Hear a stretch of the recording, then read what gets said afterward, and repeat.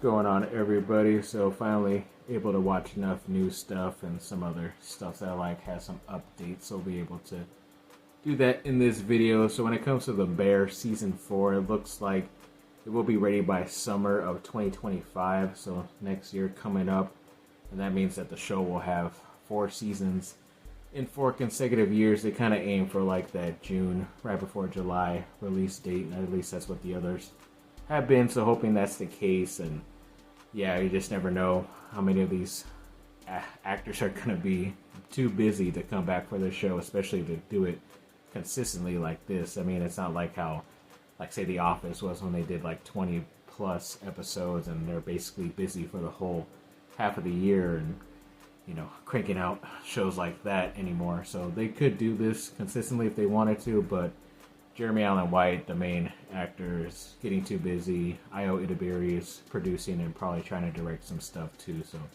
hoping they could get as much as they can for the rest of the next couple of seasons, and if not, then hopefully it concludes pretty good, whether it's this season or the next season as well.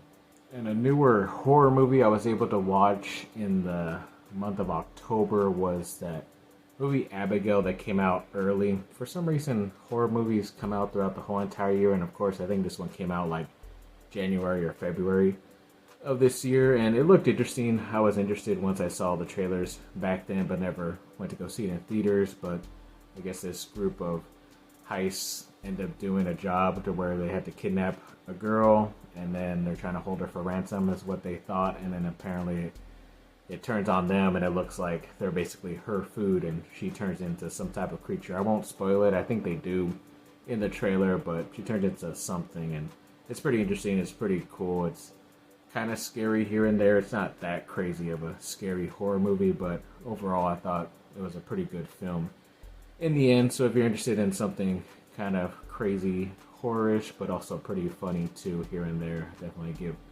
Abigail a check out. And then I kind of had to get back on my game of Jack, or it's actually just called Reacher now, on Amazon Prime, because there was some news that Reacher season 4 was already going to be renewed, and the 3rd season is going to be releasing in 2025. So I was like, I had started the first couple episodes of season 2, and then all of a sudden it's already getting renewed for the 3rd and 4th season, which is pretty crazy. I'm kind of surprised they're able to keep Alan Ritchson on that show still, because he's still been kind of having some small parts here and there in some big time movies, but it looks like he's going to want to continue with this show, which is pretty cool. And I was able to finish that because I wanted to watch that Amazon Prime show Alex Cross that recently came out, because I kind of felt those were kind of detective mystery type of things. That's like what Reacher is, but obviously Reacher is a little bit more violence because he kind of solves it himself. But overall, I thought it was great.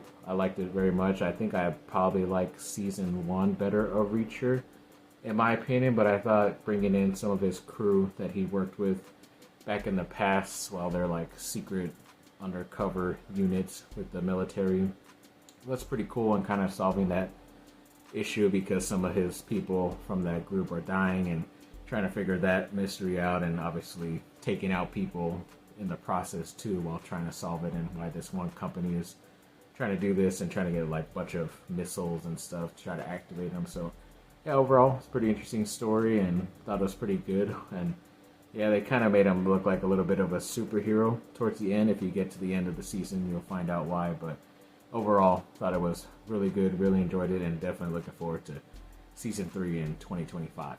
And it looks like Conan O'Brien will host the 97th Oscars. I think it's like in March or something is when it happens. So that's going to be pretty interesting. He's not like a normal comedian or ex-movie star and stuff, which a lot of people would prefer to be hosting the Oscars. But he's done really good at other stuff, and obviously had a great late night talk show as well for a couple of decades. So looking forward to seeing what he can do at the Oscars next year. And it looks like The Boys season 5, whenever I got this a couple weeks ago or maybe a couple months ago, they were already going to be filming that within a couple weeks of that time. So they're probably already filming it. They're probably close to being done filming it also. So yeah, looking forward to it. It's going to be the last season coming out next year, which is tough, but you know, definitely looking forward to seeing how that story ends, and hopefully it goes out with a bang.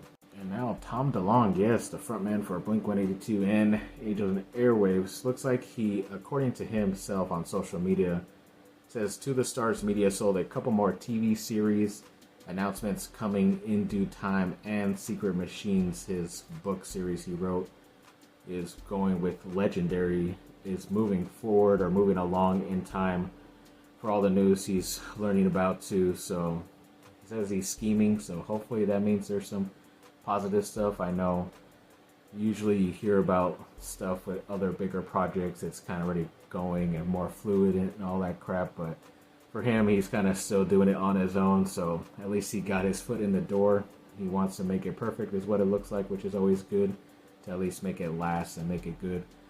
So hopefully that is the case and we'll eventually get it, but as my family knows, when it comes to Tom DeLonge and stuff releasing and all that crap that I wait for, I end up waiting quite a bit. It eventually comes out, but sometimes it might take a decade or so. And to begin the holiday season was watching this movie called The Family Stone, which I've never seen before, starring Sarah Jessica Parker and I forget, Diane Keaton is her name, from Annie Hall, and a couple other people too. Really, really good character actors and stuff, but this was a pretty good cast for in the early 2000s. They eventually went on to do some good stuff. Rachel McAdams, Luke Wilson as well. But yeah, it's kind of interesting because she's kind of, Sarah Jessica Parker is an uptight girl who's meeting her boyfriend's family for the first time, and they're very judgmental and kind of all that stuff and don't really give her a chance, so you kind of wonder why, but then you find out some news when it comes to the mother and some other family stuff eventually, and yeah, she does make it worse for herself, and it's like the typical, you know, bringing a stranger into, like, especially a family scenario, but when it's the holidays, it makes it all a little bit more crazy too. So I'd say give it a watch. I probably wouldn't watch it again myself, but if you're interested in some type of holiday film, I guess go ahead, give it a shot. I was also able to watch that new Johnny Knoxville and Bobby Lee film called Sweet Dreams. It's pretty much about a guy who's an alcoholic and kind of has to go to rehab himself and do all this stuff to get better because he did a situation where that involved his 8-year-old daughter where he kind of left her unattended, and obviously that definitely woke him up to try to get better and help himself, which is always the main part of getting people into rehab, that they have to help themselves. You can't just send them there. So he kind of learns how to get better in the process, and there's some funny stuff, moments here and there. Never heard of the director, but he was also the writer and did pretty good, in my opinion, for a lower budget, small movie that probably nobody heard of, but it kind of builds around them playing softball to try to help save something. They get into a tournament where they could win $80,000 and all that stuff, so it's pretty cool involving sports and getting a little bit better, kind of like Cuckoo's Nest with sports and all that stuff. So if you're interested, a pretty good, feel-good movie, but kind of serious and dramatic here at some point. It's probably one of the more dramatic movies Johnny Knoxville has done with his performance, but I thought it was good overall. And I went with my family to the theater to watch Wicked, that brand new movie / musical about that Broadway show, that hit Broadway show from a couple of decades ago, and overall I thought it was an okay film. Kind of felt like it was missing some stuff. That's why I kind of found out towards the beginning of the part that it was a part 1 of a part 2. I kind of forgot that they had filmed 2 parts of this, and even at over 2.5 hours, it kind of felt like it was still missing some stuff here and there, but it also felt like it could have concluded and been its own thing too. And I've never listened to any of the music prior to stuff or even knew the whole story. I just kind of knew it was based off of Wizard of Oz and in that kind of world, but overall, kind of enjoyed it, but music-wise, not really my thing. I didn't like that much of it, but hopefully, you know, some people like it, and I'm looking forward to at least finishing the second part when it comes out, I think next year. Future Steven here. What I will say about the production design and like costumes and all the sets and stuff, it looked really good. I think a lot of it they try to do real and practical, which you could see in the film of Wicked. It's just, you know, a lot of the music, like I said, didn't really hit. I only really liked one song maybe, and I think it was the last one. Other than that, the other songs aren't as memorable to me. Obviously, it has its fans. Maybe I'm the wrong demographic for it, but like I said, it was still an okay movie, and just kind of wanted to insert this there to show at least some love for the film production design and the way it looked too.